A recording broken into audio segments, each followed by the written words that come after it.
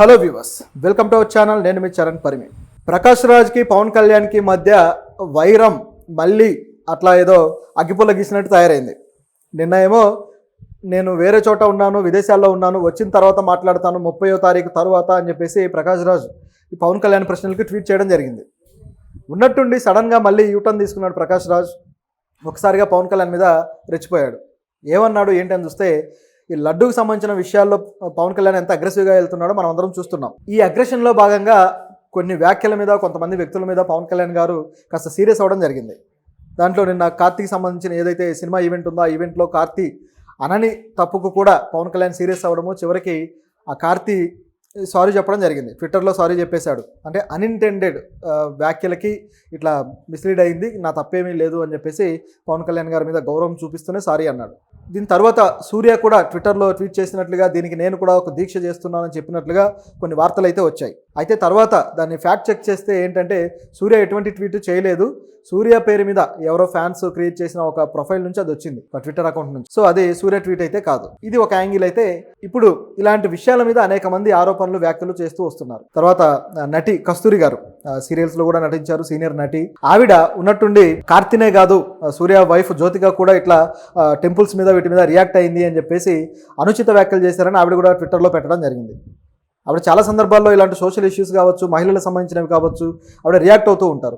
అయితే ఈ విషయంలో కూడా ఆవిడ రియాక్ట్ అయ్యారు. ఇట్లా పవన్ కళ్యాణ్ ఏం చేశాడంటే ఒక్కసారిగా ఒక అగ్గి ముట్టించినట్టుగా మొత్తానికే ఇది స్ప్రెడ్ అయ్యేలాగా చేశాడు అతని వ్యాఖ్యలతోటి. దాంతో తమిళ ఇండస్ట్రీలో ఆల్రెడీ పవన్ కళ్యాణ్ మీద కొద్దిగా ట్రోలింగ్ జరుగుతూ ఉంది. తమిళ వాళ్ళు ఏంటంటే తమ హీరోల్ని కానీ తమ సంస్కృతికి సంబంధించి ఏదైనా సరే వెంటనే పట్టుకొని దాని మీద ట్రోల్ చేయడానికి రెడీ అయిపోతారు. తీవ్రంగా ఆ వ్యక్తుల మీద విరుచుకుపడతారు ఒక రకంగా. అట్లా పవన్ కళ్యాణ్ మీద తమిళ సినిమాల్లోని మీమ్ కంటెంట్ తీసుకొని, ఏవైతే మీమ్ టెంప్లెట్స్ ఉంటాయో వాటిని తీసుకొని ఆయన ట్రోల్ చేస్తూ వస్తున్నారు. నిజానికి పవన్ కళ్యాణ్ కూడా భక్తితోటి ఆ మాటలు మాట్లాడేది తప్పితే అదేదో తమిళ హీరోలను తిట్టాలనో లేకపోతే మరొకటో కాదు. ఆ ఆవేశం అలా ఉంది. అక్కడ ఉన్న ఏదైతే సంఘటన ఉందో దాని చుట్టూ ముసురుకున్న విషయాలు, అలాగే తిరుపతికి సంబంధించి వస్తున్న కొంతమంది వ్యాఖ్యలు తప్పుడు వ్యాఖ్యలుగా వెళ్తూ ఉన్నాయని పవన్ కళ్యాణ్ ఆందోళనతో అలా రియాక్ట్ అయ్యాడు. ముఖ్యంగా చెప్పాలంటే ఆయన దీక్ష తీసుకున్న తర్వాత ఆ అగ్రెషన్ పెరిగింది. ఎప్పుడైతే 11 రోజుల దీక్షని ప్రాయశ్చిత్త దీక్ష మొదలు పెట్టాడో దాంతో ఒక్కసారిగా ఆయన విజన్ కానీ ఆయన ఆలోచన తీరు కానీ పూర్తిగా భక్తి కోణంలోకి వెళ్ళిపోయింది. దాంతో అంత ఇదిగా రియాక్ట్ అయ్యాడు. అయితే కార్తీ సారీ చెప్పడం వరకు బాగానే ఉంది. దీనికి ఇప్పుడు సడన్గా ప్రకాష్ రాజ్ రియాక్ట్ అయిపోయాడు. రియాక్ట్ అయ్యి అంటే తను చేయని తప్పుకు ఇలా సారీ చెప్పించుకుంటే కలిగే ఆనందం ఏంటో అని చెప్పేసి ఆయనకే తెలియాలి అంటూ పవన్ కళ్యాణ్ మీద ట్వీట్ చేశాడు. అంటే కార్తీ చేయని తప్పుకు సారీ చెప్పాడు, ఇలా చెప్పించుకుంటే మీకు కలిగే ఆనందం ఏంటి అని చెప్పేసి పవన్ కళ్యాణ్ని ప్రకాష్ రాజ్ క్వశ్చన్ చేస్తున్నారు. సో ఈ క్వశ్చన్ విషయంలో నిజానికి సోషల్ మీడియా ఈ పాయింట్ విషయంలో 2 వర్గాలుగా చీలిపోయింది.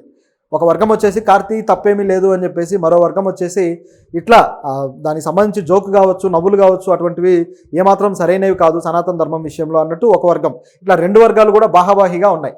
ఇలాంటి తరుణంలో ఈ 2 వర్గాలకి ఇద్దరు ఐకాన్స్ ఇప్పుడు ఎగ్జాంపుల్స్గా నిలబడ్డారేమో ప్రతినిధులుగా.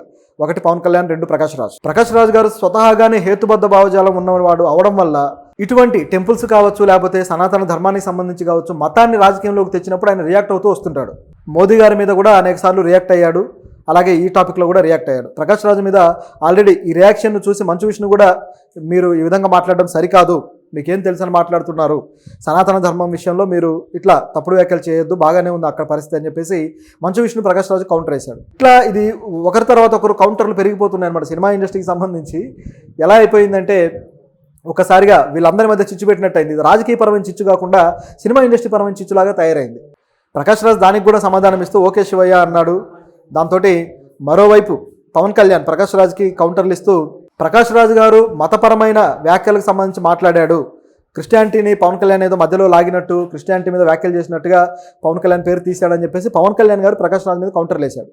నేను ఎప్పుడు క్రిస్టియానిటీ పేరు తీయలేదు, మతపరమైన రాజకీయం చేయలేదు, సనాతన ధర్మం కాపాడాలని మాత్రమే అడిగాను అని చెప్పేసి పవన్ కళ్యాణ్ ప్రకాష్ రాజ్ మీద విరుచుకు పడితే దానికి ప్రకాష్ రాజ్ సమాధానం ఇచ్చాడు. అలా ఇది సద్దుమణిగింది అనుకుంటే అది సద్దుమణగలేదు. కార్తీకి సంబంధించిన ఇష్యూలో కూడా ప్రకాష్ రాజ్ దూరాడు. నిజానికి దానికి సంబంధించిన టాపిక్కే కాదు. ఒకవేళ తన మీద వచ్చిన వాటికి వ్యాఖ్యలకి సమాధానం చెప్పదలుచుకుంటే ప్రకాష్ రాజ్ చెప్పొచ్చు, కానీ పక్కన వాళ్ళ టాపిక్లో ఎందుకు దూరాడు అనేది ఇక్కడ ప్రశ్న. నిజానికి మా ఎలక్షన్ సమయంలో కూడా మా అధ్యక్షుడిగా ఆయన పోటీ చేసినప్పుడు నాగబాబు గారు, చిరంజీవి గారు మొత్తం మెగా కోటర్ ఏదైతే ఉందో ఇదంతా కూడా ప్రకాష్ రాజ్కి సపోర్ట్ చేసింది. ఇంత సపోర్ట్ అందుకొని పోటీలో దిగి ఆ కోటరీ నుంచి ఓట్లు సాధించుకున్నాడు. నిజానికి ఆయన మీద అసలు స్థానికుడే కాదు, స్థానికేతరుడు కదా, ఈయనకెందుకు ఓట్లు వేయాలనే వివాదం వచ్చినప్పుడు కూడా మెగా ఫ్యామిలీ ఆయనకు అండగా ఉంది.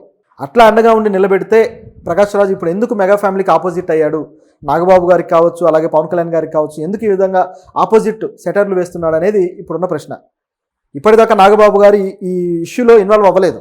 ఒకవేళ అయితే ఇది ఖచ్చితంగా ఇంకాస్త ముదిరిపోయినట్టుగా కనిపిస్తుంది. ఎందుకంటే ప్రకాష్ రాజ్ గారికి డైరెక్ట్గా మద్దతు ఇచ్చి ఆయన కోసం ఇంటర్వ్యూలు ఇచ్చి ఆయన కోసం ఇండస్ట్రీలో ఓట్లు కూడగట్టింది నాగబాబు గారే. దీని వెనుకాల మెగా హీరోలు ఉన్నా సరే పనంతా చేసింది నాగబాబు గారు. ఇప్పుడు జనసేనలో నెంబర్ 2 ఎవరంటే నాగబాబు గారు. సో జనసేనతోటి లేకపోతే మెగా హీరోలతోటి ప్రకాష్ రాజ్ లడాయి అనేది సరైనదేనా? ఆయనకి ఇంత మద్దతు ఇస్తే ఇప్పుడు ఎందుకు ఈ విధంగా ప్రకాష్ రాజ్ బిహేవ్ చేస్తున్నాడు, ఇది నమ్మక ద్రోహం కాదా అన్నట్లుగా సోషల్ మీడియాలో ఒక కలరింగ్ అయితే వచ్చింది. కానీ ఇది పొలిటికల్ స్టాండ్, ఇది వేరు, సినిమా సంబంధించిన ఇది వేరు. ఈ రెండింటి మధ్య తేడాన్ని గమనించాలి. పవన్ కళ్యాణ్ గారు పొలిటికల్గా రకరకాల స్టాండ్స్ తీసుకున్నప్పుడు కూడా ప్రకాష్ రాజ్ విమర్శించాడు. సిపిఎం వాళ్ళతో ఉన్నప్పుడు ఓకే బాగానే ఉన్నాడు అనుకున్నారు, తర్వాత వెంటనే బీజేపీతో పొత్తనగానే మీరు ఎందుకు ఇట్లా మారారన్నాడు. అంతకు ముందు టీడీపీతో ఉన్నప్పుడు ఇట్లా ఎందుకు చేస్తున్నాడని అప్పుడే క్వశ్చన్ వచ్చింది. తర్వాత టీడీపీ నుంచి బయటకు వచ్చాక ఇండివిజువల్గా ఉంటాడు అనుకుంటే మళ్ళీ టీడీపీతో కలవగానే మళ్ళీ ప్రకాష్ రాజ్ క్వశ్చన్లు చేశాడు. ఇట్లా పవన్ కళ్యాణ్ మీద ఎక్కడ గ్యాప్ దొరికితే అక్కడ క్వశ్చన్లు చేస్తున్నాడు ప్రకాష్ రాజ్. చిరంజీవి మీద ఎంతో అభిమానం చూపిస్తాడు, నాగబాబును కూడా స్నేహితుల్లా భావిస్తాడు. అటువంటిది పవన్ కళ్యాణ్ ఎందుకు టార్గెట్ చేస్తున్నాడు, దీని వెనక ఎవరైనా ఉన్నారా అనేది ఇప్పుడు సినిమా ఇండస్ట్రీ వర్గాల్లో ఉన్న చర్చ. నిజానికి ప్రకాష్ రాజు ఒకరి ఎజెండా ప్రకారం నడుచుకోడు, కానీ నిజం చెప్పాలంటే తనకే ఒక ఎజెండా ఉన్నట్టుంది. ఏంటంటే రాజకీయ పరంగా బీజేపీకి అనుకూలమైన ప్రతి ఒక్కరిని విమర్శించడం ప్రకాష్ రాజు ఏకైక ఎజెండాగా పెట్టుకున్నట్టుగా మనకు కనిపిస్తుంది ఓవరాల్ సినారియో. పవన్ కళ్యాణ్ ఇప్పుడు చేస్తున్న స్ట్రాటజీ మొత్తం కూడా బీజేపీకి అనుకూలమైన స్ట్రాటజీ అని అందరికీ తెలిసిందే. బీజేపీ వాళ్ళు చేయాల్సిన ఏదైతే మత రాజకీయాన్ని ముందుకు తీసుకొచ్చి ఇప్పుడు జగన్ ఇంటి ముందు ధర్నా కావచ్చు, ఇదంతా ఇదే కోణంని బేస్ చేసుకొని పవన్ కళ్యాణ్ కూడా ఇప్పుడు దీక్ష చేయడము. సో ఎక్కువగా సనాతన ధర్మానికి ఒక ఐకాన్ లాగా కనపడుతూ ఉన్నాడు. సో బీజేపీ చేస్తున్న రాజకీయమే పవన్ కళ్యాణ్ చేస్తున్నాడు అనేది ప్రకాష్ రాజ్ అభిప్రాయం అయి ఉండొచ్చు. కాబట్టే పవన్ కళ్యాణ్ని ఈ విషయంలో విమర్శిస్తే అది బీజేపీకి కౌంటర్గా ఉంటుందనో లేకపోతే బీజేపీ రాజకీయం ఇక్కడ చల్లదనో ఆ ప్రయత్నాన్ని ముందుకు తీసుకువెళ్ళడం కోసమే ప్రకాష్ రాజ్ మాట్లాడుతున్నాడా, ఎందుకు పవన్ కళ్యాణ్ ఈ విధంగా టార్గెట్ చేస్తున్నాడు అనేది ఇప్పుడు ఆసక్తికరంగా మారింది. ప్రకాష్ రాజ్ మరి ఒకవేళ 30వ తారీఖు వచ్చిన తర్వాత రియాక్ట్ అయితే తప్ప దీనికి సమాధానం రాదు. అయితే ప్రకాష్ రాజ్ రియాక్ట్ అవుతాడా లేదా అంటే ఖచ్చితంగా రియాక్ట్ అవుతాడు. ఎందుకు అవుతాడు అంటే ఆయన చెప్పాలనుకున్న సమాధానాలు అనేకం ఉన్నాయి. మతపరమైన సమాధానాలు కావచ్చు, ఇటువంటివి అనేకం ఉన్నాయి. వీటికి సంబంధించి